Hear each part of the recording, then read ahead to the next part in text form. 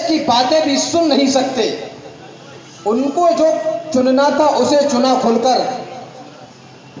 तुम हो स्वतंत्र, जो चाहो उसे चुने जाओ, लेकिन चुनने से पहले है युग के पौरुष, जो कहता हूं उसको भी तनिक सुने जाओ।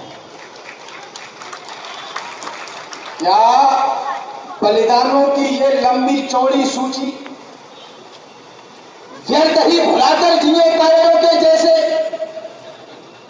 या नई पीढ़ियों की रक्षा करने उतरे और हथियार उठाकर लड़े नाहरों के जैसे? ओ नई युग के नए राणा प्रतापो, जय भवानी, जय महाराणा, जय श्री राम, भारत माता की जय। गुणगान देवताओं को प्रसन्न कर देता है, ईश्वर को भी प्रसन्न करता है गुणगान। तो यदि आपको किसी को प्रसन्न करना है तो चार बातें उसके विषय में अच्छी अच्छी कहिए, वो प्रसन्न हो जाएगा। तो मुझे केवल आपको प्रसन्न ही नहीं करना है। हम जब मंच पर कविता पढ़ते हैं तो ये मानकर चलते हैं कि जगत जननी शारदा का साक्षात प्राकट्य है, मुझे उसको भी जवाब देना है। ओ नई युग के नए राणा प्रतापो, सौगंध तुमको आज हल्दी घाटियों की। देख लो जाकर जरा लंबी कतारें, देश के बुनियाद में है छातियों की। है वचन मेरा ओ भारत के युवाओं, जंग भी कोई नहीं लड़नी पड़ेगी। देश की दृढ़ता अजड़ करने में तुमको करनी पड़ी तो साधना करनी पड़ेगी, करनी पड़ी तो साधना करनी पड़ेगी। संघर्ष को जीना भी आता है तुम्हें क्या, या यूं ही नचने नचाने में लगे हो? क्या कभी दिल में धड़कते भी है राणा, या महज टैटू बनाने में लगे हो?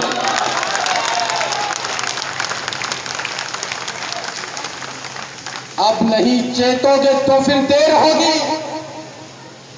सबको राम बनना है। आप भी कहेंगे कि राम भगावड़ी किस तरीके की अनैतिक बात कह रहा है। राम से मेरा पर्याय है आप सबको राजा बनना है। कोई हनुमान नहीं बनना चाहता, किसी को हनुमान नहीं बनना, न कोई लक्ष्मण बनना चाहता है, न कोई भरत बनना चाहता है। सबको अवध चाहिए, सबको सिंहासन चाहिए। टुकड़ों में लड़े, बटे टुकड़ों में, अब भी टुकड़ों में बटे हुए, इतने टुकड़े हो गए कि हिस्से में टुकड़े पड़े हुए।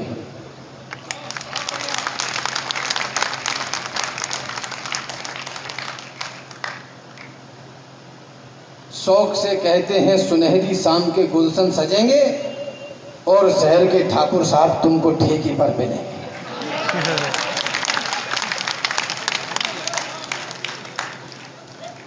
आप अपने आप को चाहे कितना भी चार दीवारी में बंद कर लीजिए, लेकिन आप इस देश और दुनिया से अलग नहीं हो सकते। कल्पना करिए कि इधर महाराणा प्रताप जी लड़ रहे थे, चेतक का पिछला पैर अगला पैर कट गया, चोट लग गई, दुश्मन ने घेर लिया, तो झाला मन्ना ने कहा कि आप निकलो महाराज, आपके ऊपर मेवाड़ का हिंदुस्तान का सिंहासन है, आपको आगे बढ़ाना है, मैं देखता हूं, अब मैं लड़ूंगा, मैं बलिदान दूंगा, आप निकलो। अब कल्पना करो अगर महाराणा प्रताप जी 8 PM को लगाए होते तो कहते नहीं, तुम्हारा भाई तलवार चलाएगा।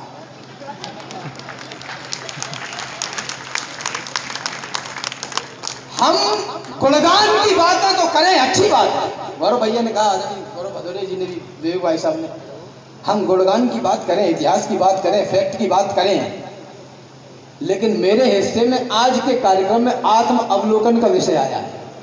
बाकी ये लोग कर चुके। निवेदन करना चाहता हूं, आप अपने आप को चाहे कितना भी चार दीवारी में बंद कर लीजिए, इस देश और दुनिया से अलग नहीं हो सकते। मुझे याद आया, आपको बताता चलूं, जब कोरोना काल का 202 वर्षों का भयानक संघर्ष झेलने के बाद जिस दिन ठेके खुले, हम एक दिन में 2200 करोड़ की दारू पी। हम महाराणा प्रताप के वंशज, पृथ्वीराज चौहान की औलादें। उन्होंने दुश्मनों के सर काट काट कर और अपना रक्त बहा बहा कर इस धरती को लाल किया। हमने भी कमला बसंत खा के कर दिया।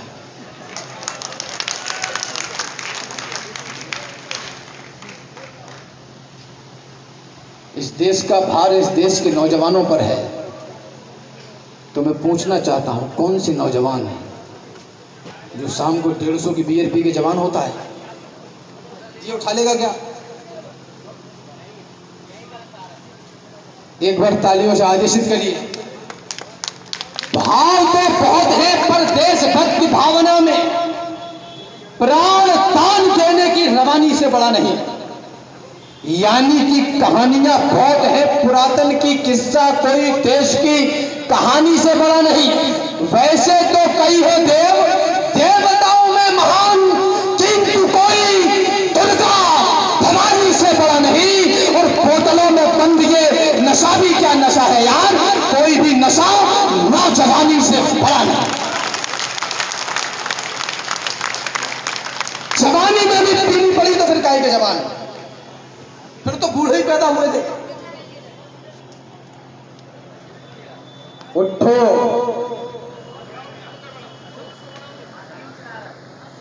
रगों में सो रही जो उच्च भवानी के लिए उठिए। और आपको एक और बात बताता चलो, ये 10, 15 या 20 वर्ष ही हैं आपके पास। जो कुछ करना है अभी कर लो। जवानी ही भवानी है, बुढ़ापे में सीढ़ियां भी चढ़ोतर नहीं पाओगे। रगों में सो रही जो उस भवानी के लिए उठिए। उठो सूरजमुखी और रात रानी के लिए उठिए। उठो, उठ जाओ, भटकी नौजवानी के लिए उठिए। उठो, इस देश की पागल जवानी के लिए उठिए। जगे इतिहास, तब इस देश का सम्मान जागेगा। जगेंगे भक्त भारत के, तभी भगवान जागेगा। जगेंगे कंठ, तब जाकर कहीं गुणगान जागेगा। आप हम जाग जाएंगे तो हिंदुस्तान जागेगा।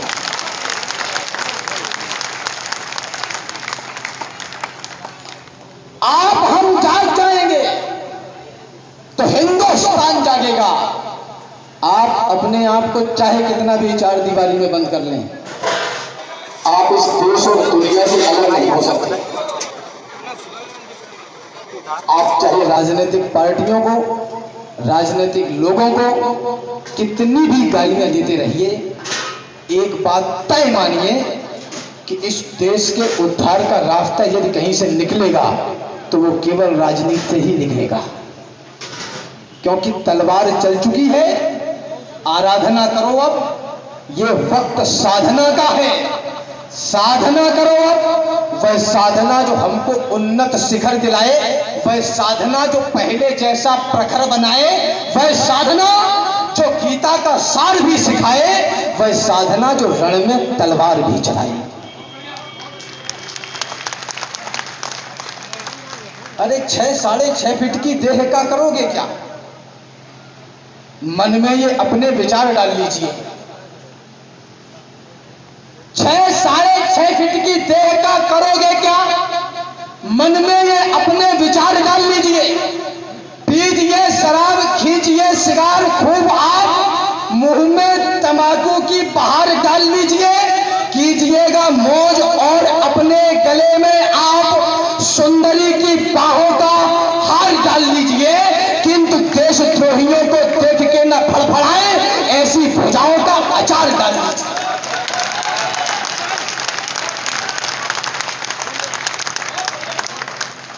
जो केवल तकते हैं, तकते ही रहते हैं, कायरता के प्रतीक सोच लिए जाते हैं। क्या होगा? ज्यादा से ज्यादा आपके जीवन में कुछ नुकसान होगा, कोई लॉस होगा, तो वो ये होगा कि आपके प्राण चले जाएंगे। इससे बड़ा लॉस आपके जीवन में कोई होने वाला है नहीं। और मान लो कि मर भी गए तो 9-10 महीने में फिर वापसी। क्यों? अभी इतने अच्छे कर्म तो हमसे नहीं हुए कि भगवान बोले भाई साहब 2-4 महीने रुक के जाना। जो केवल तकते ही रहते हैं, कायरता के प्रतीक सोच लिए जाते हैं। यूं तो कहलाते हैं जंगल के पुरोधा, किंतु गीदड़ों के झुंड में दबोच लिए जाते हैं। सामने दरिंदे हो तो लड़ना ही पड़ता है, आंखों से आंसू भी पोंछ लिए जाते हैं। जिस उपवन में यदि होते नहीं है शूल, उसके समूचे फूल नोच लिए जाते हैं।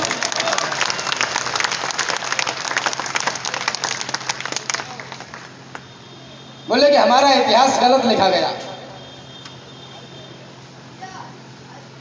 75-76 वर्ष भारतवर्ष को आजाद हुए हो गए, इतना भी कठिन काम नहीं था कि दोबारा ना लिखा जा सके। लेकिन बात यह है कि बिल्ली के गले में घंटी बांधे को निवेदन करना चाहता हूं। यहां माताएं बहनें बैठी हैं, आपको विशेष रूप से रेखांकित करना चाहता हूं। महाराणा प्रताप बनने के लिए केवल आदरणीय भाई साहब ने कहा कि वीरता पराक्रम और ये सभी आवश्यक नहीं है। महाराणा प्रताप बाद में बनते हैं, पहले एक भारत की मातृशक्ति को माता जयवंता बाई बनना पड़ता है।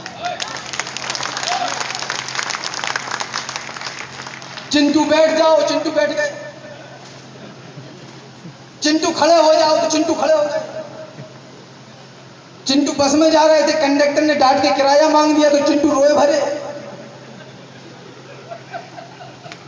ये वही देश है जहां माए अपने बेटों से कहती थी कि तुम रणभूमि में बलिदान होंगे तो मेरा गौरव बढ़ेगा।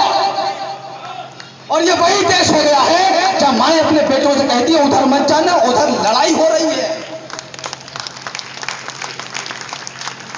और लड़ाई तो छोड़िए, हम अपने लड़कों को सामाजिक कार्यक्रम में जाने से भी रोक देते हैं कि अच्छा 9 जून को महाराणा प्रताप जयंती की शोभा यात्रा निकली, वहां मत जाना बेटा, वहां बहुत भीड़ है, हुड़दंग करेंगे और कुछ नहीं होगा। इतना ही धोए पहुंच के रखना था तो पैदा नहीं करना था।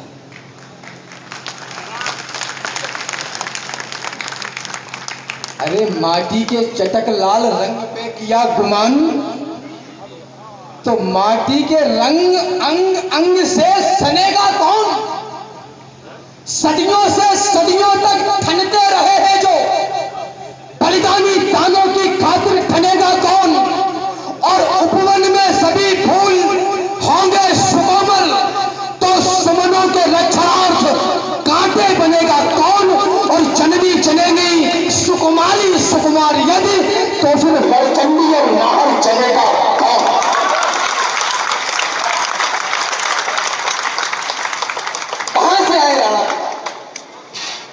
बस फूल चढ़ा दो, दीपक जला दो, काम हो गया।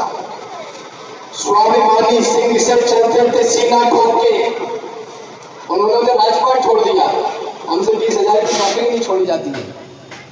हम खड़े हैं, झोली फैलाए, हैंडपंप दे दो, मोबाइल दे दो, लैपटॉप दे दो, कुछ नहीं दो तो बबोई दे दो और हमारा ले लो वोट। आप कल्पना करेंगे, एक ट्रेंड है समाज में। बात याद रखिए, इस देश के उद्धार का काम बड़े दिल और बड़े जिगरे की इन आभाओं से होगा। और क्या हाल है? सुनो, ये काम राजाओं का है, राजाओं से होगा।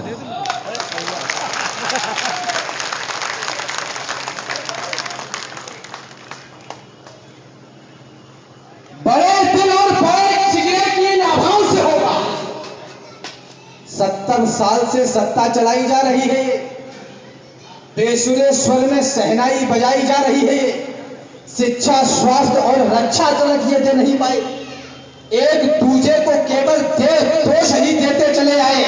ये माना नेक कर्मों के सदा प्रतिफल रहे हो तुम, देश का पेट भरने में मगर असफल रहे हो तुम। बड़े दिल और बड़े जिगरे की इन आभाओं से होगा। सुनो, ये काम राजाओं का है, राजाओं से होगा। अखंडित को भी खंडित को अखंडित करके धरा के पूत लाएंगे और सौभाग्य को वापस यहां मजबूत लाएंगे।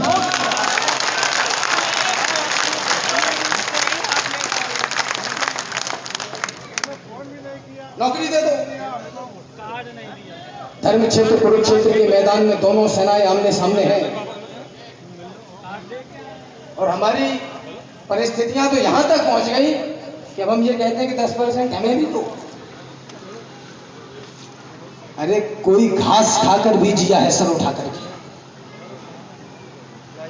क्या होगा? थोड़ा घर छोटा होगा, थोड़ी गाड़ी छोटी होगी, 2-4 जोड़ी कपड़े कम होंगे, पनीर की जगह पालक खा लेंगे।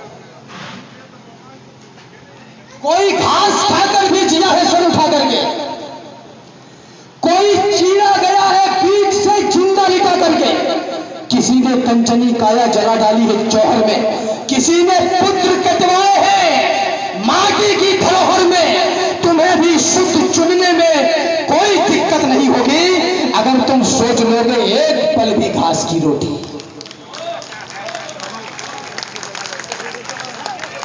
राजा चुन रहे हो आप केवल नमक पानी पे।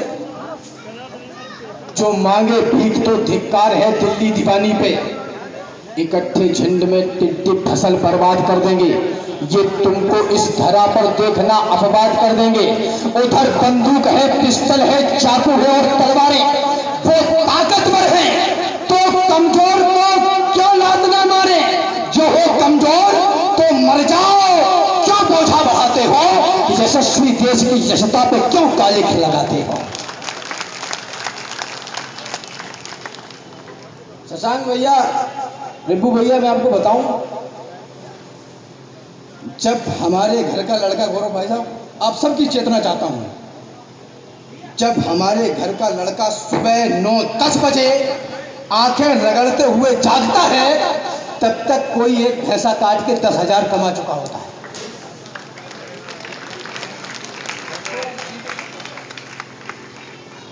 जब तक हमारे घर का बच्चा जागता है 10 बजे 9 बजे और फिर वो कहता है कि क्या कर रहे हो, तो वो कहता है कि हम तैयारी कर रहे हैं।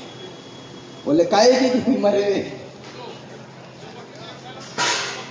अरे 1-2 अटेम्प्ट में देख लो, नहीं हो रहा है तो छोड़ो, भीड़ बढ़ाने का क्या मतलब है? ऐसा करके आप पात्रों की पात्रता पर भी कब्जा करे बैठे हैं। नतीजा ये कि धर्म क्षेत्र कुरुक्षेत्र के मैदान में दोनों सेनाएं आमने सामने हैं। संजय ने महाराज धृतराष्ट्र को बताया कि कौन कहां खड़ा है, युद्ध क्षेत्र में कौन कहां खड़ा है। श्लोक आता है, काशस्य परमेश वासा शिखंडी च महारथा, शिखंडी च महारथा। जिस देश का शिखंडी भी महारथी हो, उस देश की संतान इतनी कायर कैसे हो गई जो ये कह रही है कि हम नौकर बनना चाहते हैं, हमें नौकर बना लीजिए।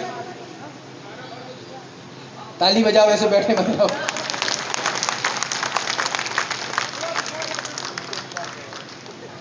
और माफ करना, जितने भी सरकारी संस्थानों में लोग नौकरी कर रहे हैं, मैं बहुत गहरी बात कहने जा रहा हूं, आप अपने आप को नौकर कहना बंद कर दीजिए। आप कोई नौकर नहीं है, आप इस देश के सेवक हैं, देश की सेवा कर रहे हैं और सेवा करने के लिए पात्र बनना पड़ता है, त्याग करना पड़ता है, तब ये अवसर मिलता है। ये कुकुरमुत्तों के बस का नहीं है। आप पढ़ाना चाहते हैं, ये अच्छी बात है, आप देश के भविष्य का निर्माण करना चाहते हैं, आप पढ़ाना चाहते हैं, लेकिन तेरे को सरकारी स्कूल में क्यों पढ़ाना है? वो सिर्फ इसलिए कि महीने पे 80,000 की घंटी बच जाए, इसके अलावा और कुछ भी नहीं।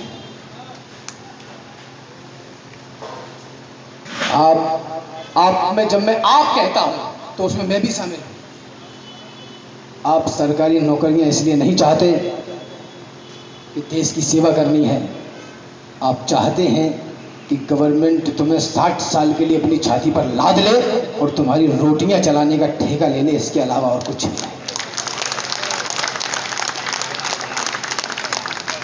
अरे ये देश गिर पड़ा है, इसको उठाइए। ये कड़वा इसलिए कह रहा हूं आपसे क्योंकि कोई भी 150 का कुर्ता पाजामा पहन के माइक पे खड़ा होता है और कहता है कि हमारी सरकार आई तो 3 लाख रोजगार देंगे। आप कहते हो भारत माता की जय। अगर कोई ये बोले तो समझ जाइएगा कि झूठ ही बोल रहा है, ये संभव नहीं है।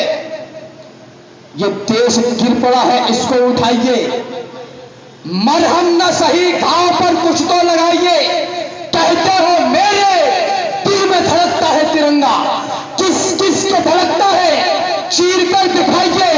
और बेरोजगार हो तो डिग्रियों को फाड़ दो, इस देश को नौकर नहीं मालिक बनाइए। क्या समस्या है ये? अभी इन दिनों में देख रहा हूं देश में एक नया खेल शुरू हो गया। बोले तुम कौन हो? तो बोले हम भीम आर्मी।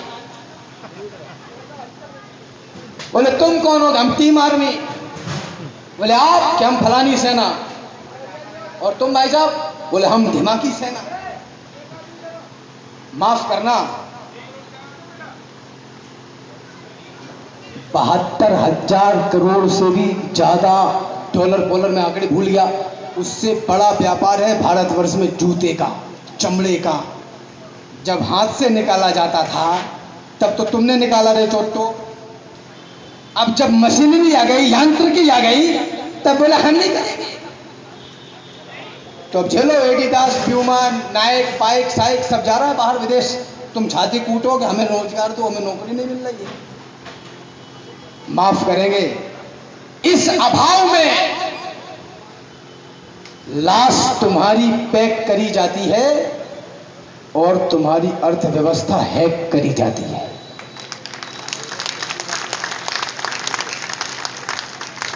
और अभी भी अगर कभी भी कान पे जूं नहीं देंगी तो आप ऐसे हाथ करके बैठे रहिए और ये 3-3, 5-5 मंजिल की तान के खड़ी कर लेना।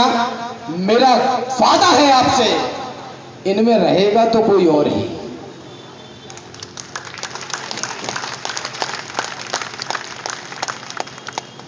आपके लोग तो नहीं रहने वाले। क्रूरता आई थी जो अफगान से, ईरान से। स्वतंत्रता के आंदोलन में चंद्रशेखर आजाद, भगत सिंह, तमाम क्रांतिकारियों की दुल्हन आजादी की दुल्हन थी। उनसे पूछा कि तुम विवाह कर लो, तुम्हारी दुल्हन ले आए। बोले कि हमारी दुल्हन आजादी की दुल्हन है। तो वर्तमान युवा की दुल्हन भारतवर्ष की उन्नति की दुल्हन क्यों नहीं है? वो क्यों इस विषय में नहीं सोच रहा कि पिछले 75 वर्षों में मेरी मस्तिष्क में संचार और प्रसार के तमाम माध्यमों से यह बैठा दिया गया कि जवानी सिर्फ इश्क लड़ाने के लिए है और तुम नौकरी करने के लिए पैदा हुए हो।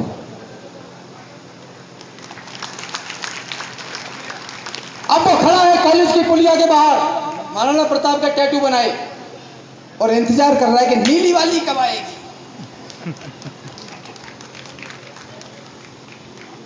मुझको तो सारी धरती की जीवनदाता दिखती है और भारतीय संस्कार की शुद्ध सुजाता दिखती है। तुमको भारत की पेटी में कमसिन कलियां दिखती होंगी, मुझको भारत की पेटी में भारत माता दिखती है।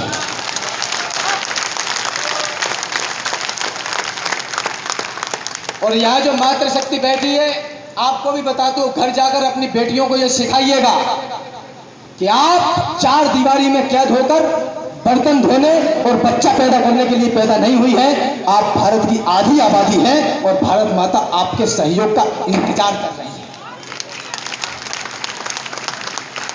मौन मत बैठी रहो, इस देश को धानी बना दो।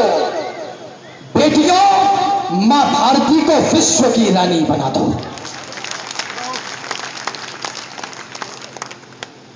भेज दी औलाद तुमने मिशनरी स्कूल में।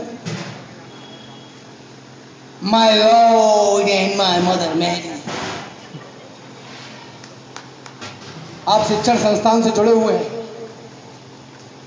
वो 3, 3.5, 4, 5 लाख रुपए पर ईयर लेते हैं और आपके बच्चे को सिखाते हैं कि घर में जो है वो डैड है, फादर हम हैं।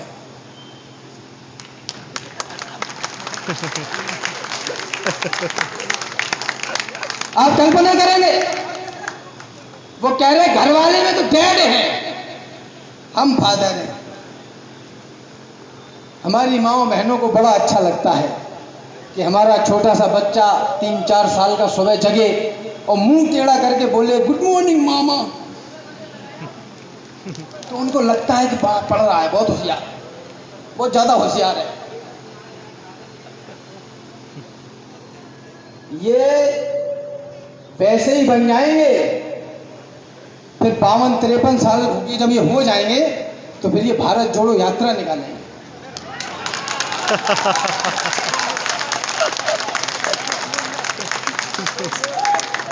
और वहां से जोड़ने का प्रयास करेंगे जहां से टूटा नहीं है। पहिए वाली अटैची चांद में धरेंगे। फिर आप कहोगे कि हमारी फसल तो नष्ट हो गई, दिक्कत होगी। भाई साहब ये तो सुनता ही नहीं है। भेज दी दूध वाले देश में पानी बिकेगा बंद हो गए। यहाँ तो जो मेरे नौजवान मित्र हैं बड़े सक्रिय लोग हैं, इनके दिलों में देश धड़कता है, इसलिए ये साफा बांधे यहाँ इतनी रात को खड़े हैं। और 2-3-4 दिन से इस कार्यक्रम के बुनियाद में कुछ न कुछ समय, धन, सब कुछ लगा होगा।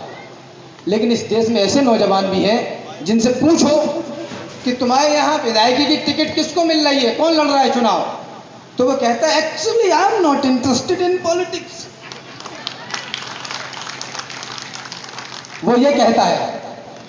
तो यदि आप में से भी कोई ऐसा है जिसको इंटरेस्ट नहीं है पॉलिटिक्स में, तो इंटरेस्ट लेना प्रारंभ कर दीजिए, क्योंकि ये कौवे तब तक बोलते रहेंगे जब तक कोयलें बाग में मौन बैठी रहेंगी। और हनुमान बनना सीखिए।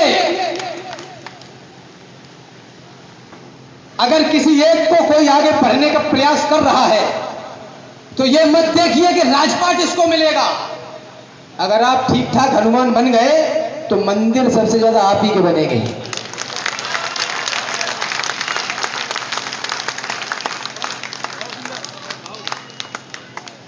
दूध वाले देश में पानी बिकेगा बंद हो गए।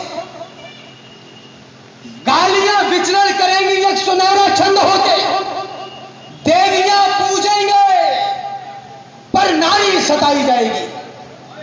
भारतीयता अब यहां ऐसे निभाई जाएगी, घोड़े लदेंगे और गधे दौड़ेंगे लंबी रेस में। इस तरह से उन्नति आएगी भारत देश में।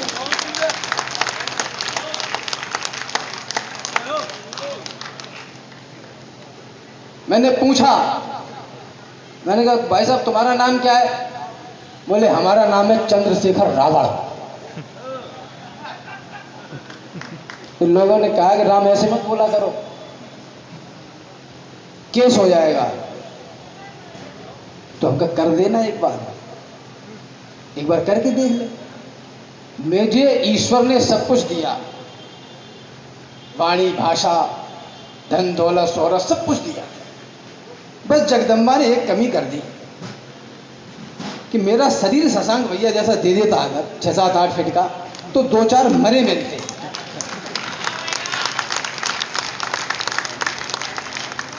बस यही होठ खा जाता हूं। बोले नाम क्या है? चंद्रशेखर रावण।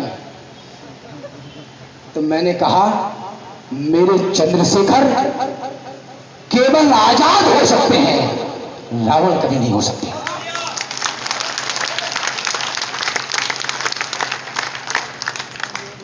घोड़े लड़ेंगे और गधे दौड़ेंगे लंबी रेस में। इस तरह से उन्नति आएगी भारत देश में।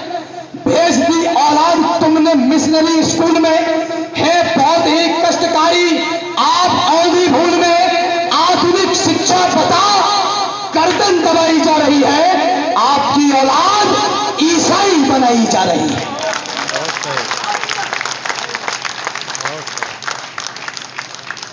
आप उन्हें राजपूत बनाना चाहते हो, वो हिंदू भी बने रहना नहीं चाहते।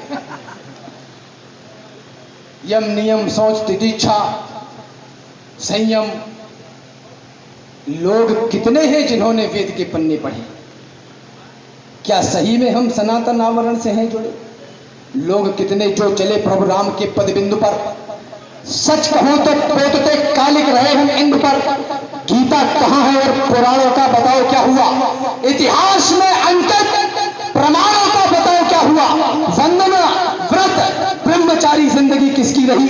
मानस के चौपाई की धुन कितनों के जिह्वा ने कही, कितनों के मस्तक पर तिलक, सिर पर शिखा लहराई है। कितनों ने प्रातः काल में हरि वंदना दोहराई है, कितनों ने थामा है धनुष रावण को हनने के लिए, कितनों ने घर छोड़ा बताओ राम बनने के लिए। आज के ये राम बोले रघुकुलों का क्या हुआ, और पूज्य वैदिक ज्ञान वाले गुरुकुलों का क्या हुआ।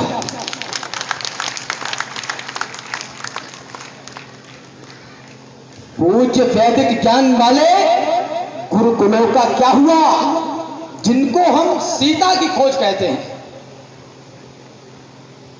वो कोई सीता की खोज नहीं है, वो शक्ति की खोज है, जो हर युग में हर राम को अपने अपने हिस्से की खोज करनी पड़ेगी। अभी है बल तुम्हारी बाजुओं में, अभी इतिहास गढ़ने का समय है, अभी से शस्त्र अपने छोड़ना मत, अभी तो युद्ध लड़ने का समय है। अभी तुमको समंदर में उतरकर खजाना मोतियों का खोजना है।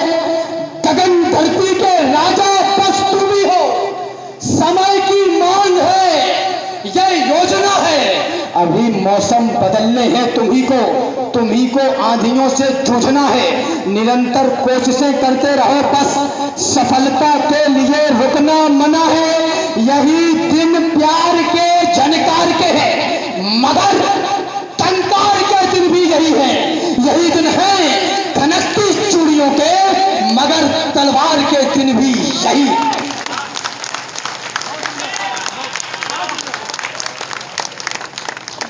यही दिन है खनकती चूड़ियों के, मगर तलवार के दिन भी यही है। हमें कोई कुछ भी सुना देता है, हम कुछ भी सुन लेते हैं। कष्ट का बड़ा विषय ये कि हम मान भी लेते हैं।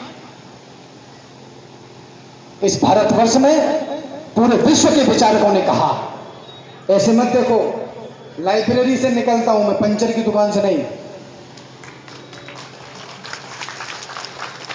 पूरे विश्व के विचारकों ने कहा कि लड़ नहीं सकते तो चूड़ियां पहन लो।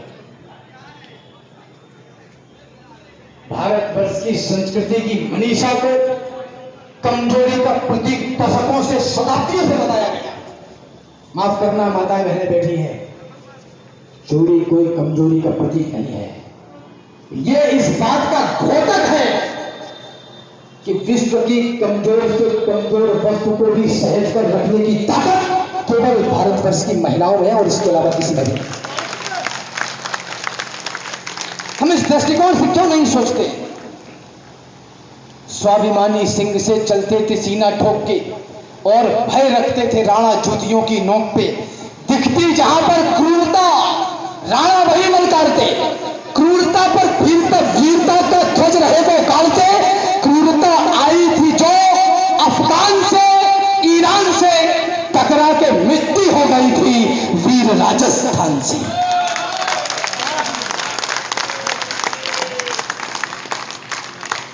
और जिन लोगों को यह लगता हो कि क्षत्रिय शराब और शराब में डूबा रहा, जिनको यह लगता हो कि क्षत्रिय केवल अय्याशियां करके जीता जिंदा रहा, तो मैं उनसे कहना चाहता हूं, यदि राजस्थान नहीं होता तो सत्य सनातन ना होता। यदि राजस्थान नहीं होता तो धर्म पुरातन न होता। यदि राजस्थान नहीं होता तो हम हिंदू न रह पाते। यदि राजस्थान नहीं होता तो राम नाम न कह पाते। यदि राजस्थान नहीं होता तो गौरव गान नहीं होता। यदि राजस्थान नहीं होता तो हिंदुस्तान नहीं होता।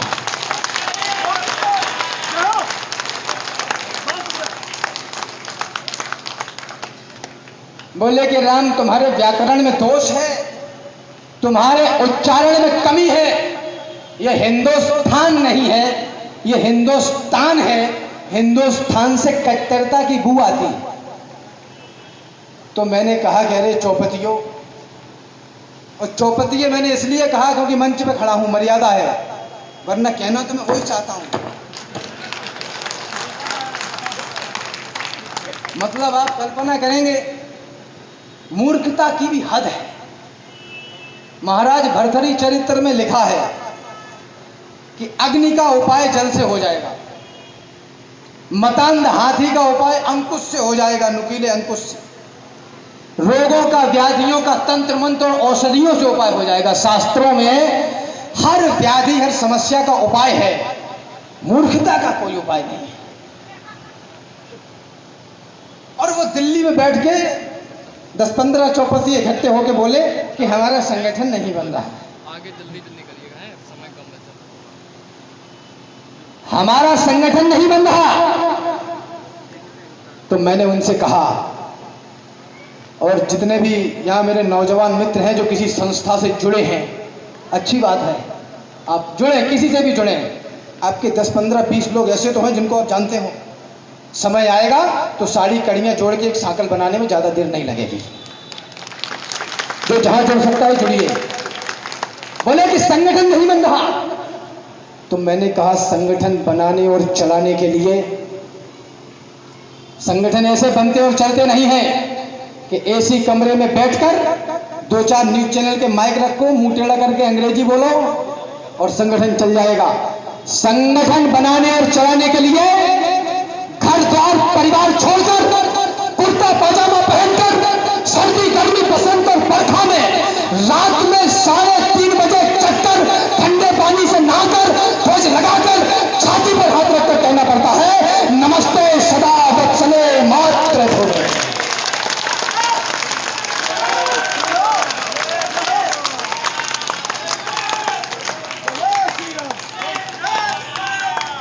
तब संगठन बनते और चलते हैं। तो आपको लगता है कि आप किसी संस्था में जुड़े हैं और दशहरा वाले दिन पचपेरा की पूजा करके माला डाल के आप संगठन चला लेंगे, तो आप भ्रम में हैं। घरों के बाहर निकलना पड़ेगा और खजाने खाली करने पड़ेंगे। निवेदन करना चाहता हूं आदरणीयों, ये वही धरती है। अरे तंबू 500 वर्ष तक तंबू में थे रामलला और महलों में मारीच रहे राम को काली पत्ते ऐसे भी कुछ नीच रहे। लोगों ने कहा, राम इतना मुखर होकर मत बोला करो, इतना स्पष्ट मत बोला करो, तुम्हारा नुकसान हो जाएगा। तो मैंने उनसे फिर कहा कि चौपतियों, तुम कुछ कर सकते हो तो इतना कि मुझे बुलाओगे नहीं, इससे ज्यादा मेरा कुछ उखाड़ पाओगे नहीं।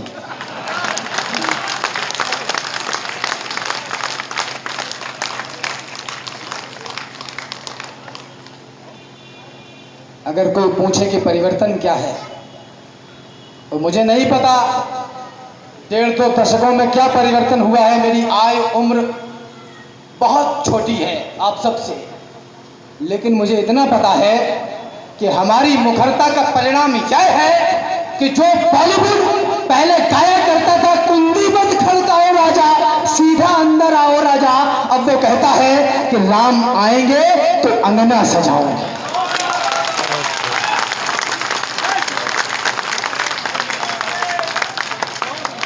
अभी तो हम खाली मुखर हुए, अभी तो हमने बोलना शुरू किया है।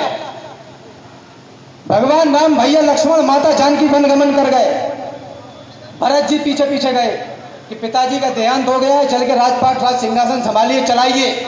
खड़ाऊ देकर वापस कर दिया। नंदीग्राम में रहकर 14 वर्ष तक भरत भैया ने राज सिंहासन चलाया। ऐसा कहा जाता है कि 14 वर्ष तक अयोध्या में किसी को किसी भी प्रकार की कोई समस्या नहीं हुई महाराज। Everything is going to be fantastic, कोई दिक्कत नहीं हुई। जैसे ही राम जी आए तो पीछे से खड़ा होकर बोला कि तुम्हारी लुगाई तो दूसरे के यहां रह के आई है। मुझे नहीं पता इसका दर्शन क्या है, इसकी फिलॉसफी क्या है, लेकिन मुझे लगता है आदरणीयों कि अयोध्या में 14 वर्ष तक किसी को इसलिए भी दिक्कत नहीं हुई होगी क्योंकि सिंहासन पर जूता रखा था।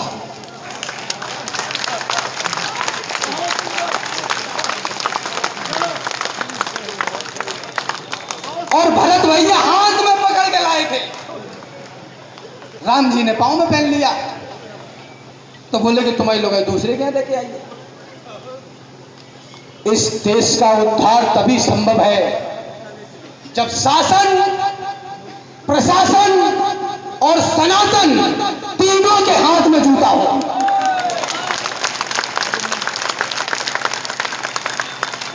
इतिहास के हर एक पन्ने में कथा सामर्थ्य की। जिम जाओ, योगा सेंटर जाओ, पानी की भरी हुई 4 बाल्टी उठाओ, पैसे कमाओ, क्रीम लगा के खुद को सुंदर करो, कुछ तो करो। बलवान बनने में क्या दिक्कत है? आपके पास रूप हो, यौवन हो, धन हो, दौलत हो, प्रसिद्धि हो, ज्ञान हो, कुछ तो हो जिस पर भारत माता गर्व कर सके।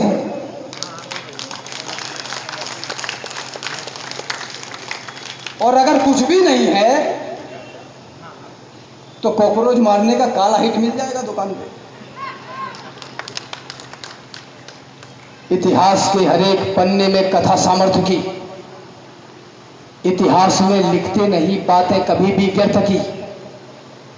और दुनिया में सदा ताकतवरों का राज है। जिसकी भुजाओं में है बल, वह विश्व का सरताज है। हम अहिंसा के पुजारी हैं, यही पहचान भी। लो इधर मारो, तो उसने धरा, तो बोले कि नहीं आप इधर भी मार लो भाई साहब। तो उसने फिर धरा, तो बोला आप इधर भी मारो। इतिहासों में शांति ढूंढने वाले अब बतलाएं कौन सा प्रश्न उठाया जाए। हिंसा के परित्यागी जवाब दे पाए तो बतलाएं कैसे राष्ट्र बचाया जाए।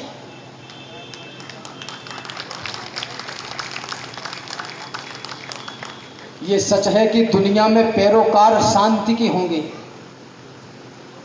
ये आपको भी खूब सिखाया जाएगा। ये सच है कि दुनिया में पैरोकार शांति के होंगे, लेकिन कुछ किरदार वीरता और क्रांति के होंगे। कुछ होंगे जो खिले हुए फूलों की बात करेंगे, कुछ फूलों के रक्षा में शूलों की बात करेंगे, कुछ बसंत के मौसम वाले गीत कहेंगे प्यारे, कुछ पतझड़ से भी लाएंगे चुनकर फूल हजारे। यही नियम है, यही सत्य है, यही प्रकृति का पथ है। सावन है तो सूखा भी है, विधि की यही शपथ है। अगर समंदर है तो रेगिस्तान यहीं पर होगा, अगर बस्तियां हैं तो फिर शमशान यहीं पर होगा। जहां उजाला होगा वहां अंधेरा भी आएगा। जो जन्मेगा उसे काल एक रोग चला जाएगा। जहां हजारों मित्र मिलेंगे वहां शत्रु भी होंगे, और श्वेत सूर्य के साथ साथ काले नक्षत्र भी होंगे। कहने का तात्पर्य कि दुनिया प्रेम नहीं खो सकती, मगर युद्ध के बिना कभी भी शांति नहीं हो सकती। तो हम अहिंसा के पुजारी हैं, यही पहचान भी, यही हमारा मान है, सम्मान, स्वाभिमान भी। पर कोई आकर हमारी मां को डयन बोल दे, शांत मौसम में जहर कोलाहलों का घोल दे, जब कोई आकर तमाचा दे हमारे गाल पर, धर्म लोगों की सलाह के भी छुआ दे खाल पर, जब कोई माओ की बहनों की लगाए बोलियां, जब कोई नवजात शिशुओं की जलाए होलियां, जब कोई इस देश को, इस धर्म को यलकार दे, जब कोई सिर पर चढ़े और युद्ध की ललकार दे, तब भी प्रेस के दुपट्टे में ही क्या मोती चढ़ोगे? अरे युद्ध लड़ना पड़ गया तो क्या दुपट्टों से लड़ोगे?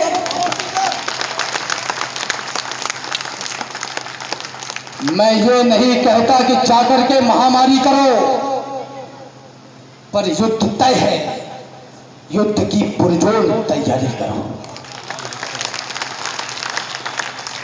सैकड़ों बलिदान का सम्मान कर लो हिंदुओं, और बाजुए हनुमान सी बलवान कर लो हिंदुओं।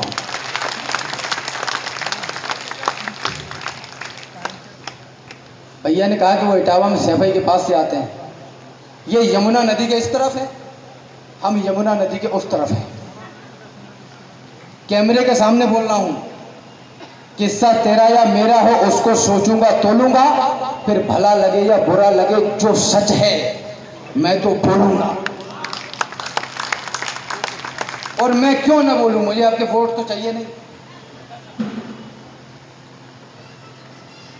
ये वही उत्तर प्रदेश है जहां 1.5 दशकों पहले, 1.5-2 दशक पहले कॉलेज, विद्यालय, विश्वविद्यालय, महाविद्यालय, स्कूलों के बाहर काले कलर की स्कॉर्पियो खड़ी हो जाती थी और ये तय किया जाता था कि आज किस बहन को उठाना है, किस बेटी को उठाना है।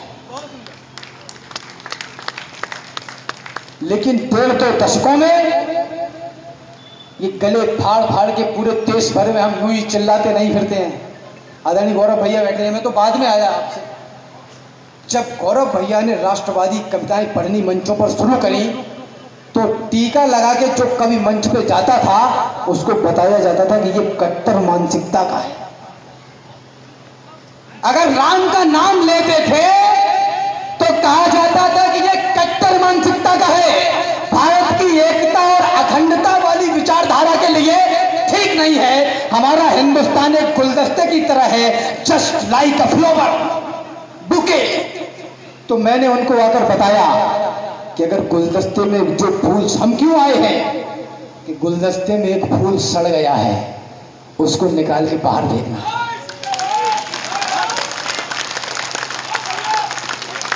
नहीं वो दूसरा भी सड़ा देगा। अरे हमारी भूमि से हमको भगाया जा रहा था, हमारे मान को नंगा नचाया जा रहा था, हमारे घर मसालों से चलाए जा रहे थे, नन्ही देह पर भाले चलाए जा रहे थे, हाथियों से हमें कुचला मिटाया जा रहा था, हमें कायर, बहुत कायर बताया जा रहा था। अरे उस काल में अड़ते नहीं तो क्या करते, कोई बदलाए, हम लड़ते नहीं तो क्या करते।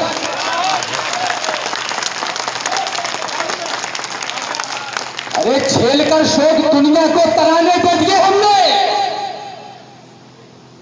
पड़ी थी जब जरूरत तब खजाने दे दिए हमने घास खाई, भोग पर उनको खिलाया है, उजालों के लिए हमने हमारा घर जलाया है। सुनो, इस धूल से लेकर गगन आकाश तक हम हैं, धरा की आस के एहसास के विश्वास तक हम हैं, कटाकर सर बहाकर वक्त हर बलिदान तक हम हैं, प्रभु श्री राम से लेकर यहां चौहान तक हम हैं।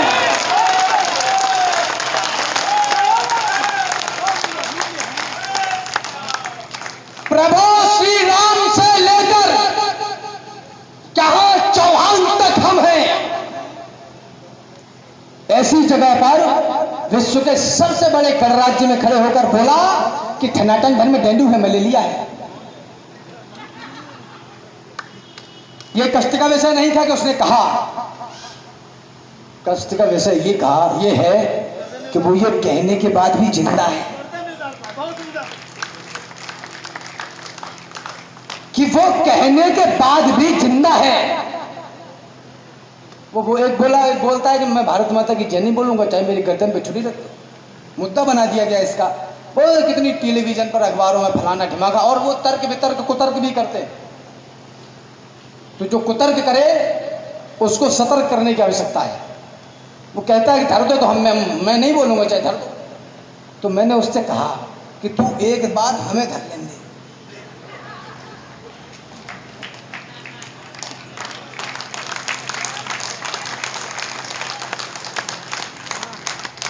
बोले कि सनातन धर्म डेंगू है, मलेरिया है। ये कोई राजनीतिक बयान नहीं है आदरणीय, ये आइडियोलॉजी है, विचारधारा है जो भारतवर्ष को दीमक की तरह पैरों की तरफ से खा रही है। जितने बुरे तुम्हें लगे उतने नहीं हैं हम, नादान है, भोले भी हैं, पत्थर नहीं है हम। संबंध पुराने हैं, निभाने हैं, इसलिए हम मौन हैं हर बार, निरुत्तर नहीं है हम। और गंगा की तरह हम तो रहे शिव की जटा में, चुल्लू में सूख जाए समंदर नहीं है हम। और लड़कर मरे रावण से बचाने को जानकी, हम गिद्ध जटायु है, कबूतर नहीं है हम। और आपकी ऊर्जा चेतना आप जागेगी। हम गिद्ध जटायु है, कबूतर नहीं है हम। हम राम थे, हम राम हैं, हम राम रहेंगे। राहत नहीं है और मुनक्कर नहीं है हम।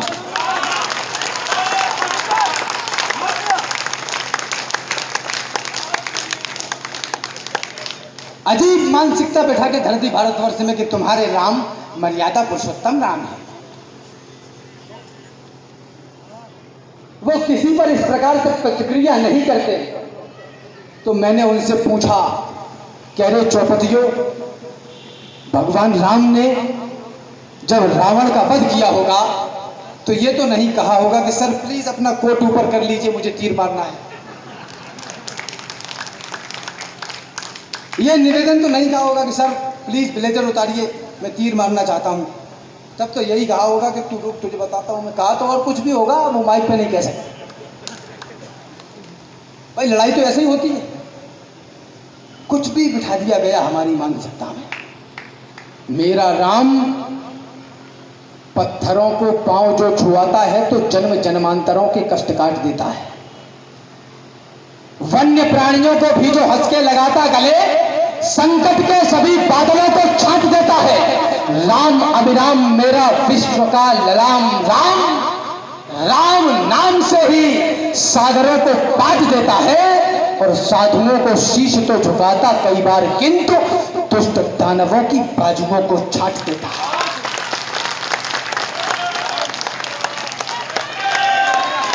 इतिहास भारत का हमको बताता है कि कईयों तूफान आए, आकर गुजर गए, सच्चाई जीती है पुण्य भूमि पर सदैव, और हर बुराई के पत्ते बिखर गए। स्वाभिमान पे जो आंच आई तो बुझाई गई, दूध पीते बच्चे भी रण में उतर गए और फौजें सिकंदरों की नदी भी न लांग पाई। राम जी के बंदर समंदर पार कर गए। ये है हम। आज पंक्तियां पढ़ के अपना स्थान लेना चाहता हूं और आपसे केवल एक निवेदन करना चाहता हूं। यदि मेरी कविता का एक अक्षर भी आपको ठीक लगा है और आप मुझे कुछ देना चाहते हैं, देवा कहां गए? देवा भैया बैठे हैं? हाँ, बैठे रहना, क्योंकि तुमको भी देना है। तुम पहले इनको देना, फिर उसके बाद में मैं जो मांग रहा हूं वो मुझे दे देना। अगर मेरी कविता का एक अक्षर भी आपको ठीक लगा है और आप मुझे कुछ देना चाहते हैं तो आपसे हाथ जोड़कर और गिड़गिड़ा कर निवेदन करना चाहता हूं कि पिछले 1.5-2 दशकों में आपके मोहल्ले में और आपके शहर में और आपके प्रदेश में और आपके देश में जो माहौल बना है उसको ठंडा मत पड़ने देना।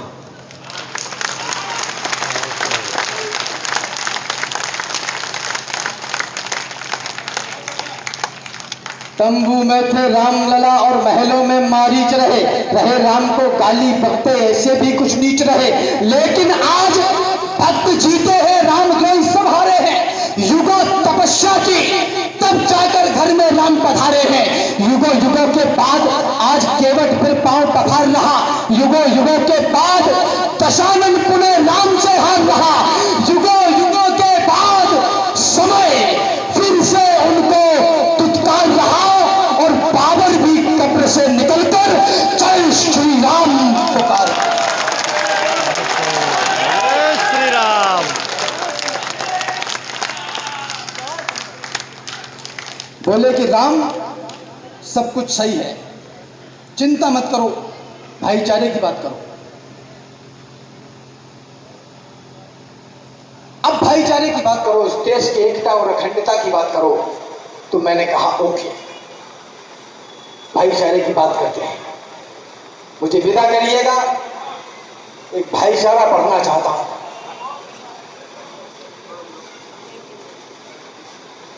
जो बड़े बच्चों को सिखाना चाहते हैं, उस पर अगर खुद अमल करें तो ये संसार स्वर्ग बन जाएगा। मैं मानता हूं कि युवा पीढ़ी थोड़ी बहुत बिगड़ी है, लेकिन माफ करना, सुधरने की जरूरत तो डोगरों को भी है।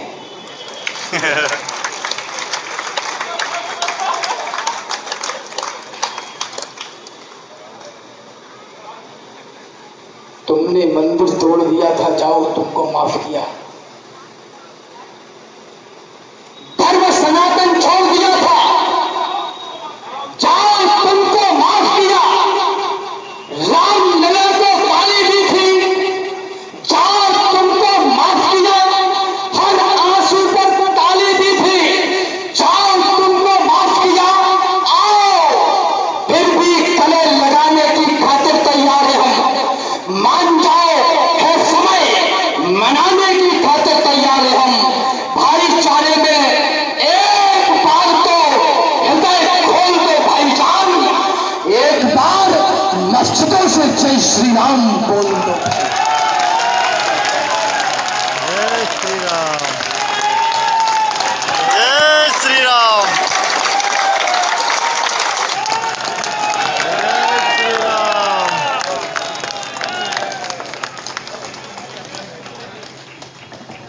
कृपया सभी बंधु अपने स्थान पर बैठ जाएं। एक दुस्साहस मैं बिना पूछे करने जा रहा हूं, क्योंकि अपने अग्रज हैं, छोटों का दुस्साहस बर्दाश्त भी करते हैं और उस बात को पूरा भी करते हैं। इस समस्त प्रांगण में बैठे हुए सभी सम्मानित बंधुओं का स्वागत। सम्मान यहाँ पर पुष्प रखा है। विनायकपुर सेवा समिति के युवा सदस्यों से आग्रह है, आज के मुख्य वक्ता, विशिष्ट वक्ता, अध्यक्ष महोदय, दोनों कविवर, आप पुष्प लेकर समस्त श्रोता बंधुओं के ऊपर, जब तक यहाँ से धन्यवाद ज्ञापन होता है तब तक आप पुष्पार्चन के द्वारा सभी को, अभी सभी बंधु अपने स्थान पर बैठे रहें। 5 मिनट के धन्यवाद ज्ञापन के बाद यहाँ भोजन है, कृपया भोजन अवश्य करके जाएं। एक बंधु 3 दिनों से इसी स्थान पर रुककर इन सब व्यवस्थाओं को देख रहे थे। प्रशासन की कुछ खामियों के कारण इस कार्यक्रम के समय वो उपस्थित नहीं है। मैं आग्रह करता हूं श्री महेंद्र सिंह तोमर जी से आज के इस कार्यक्रम को धन्यवाद ज्ञापन देकर समाप्ति की घोषणा।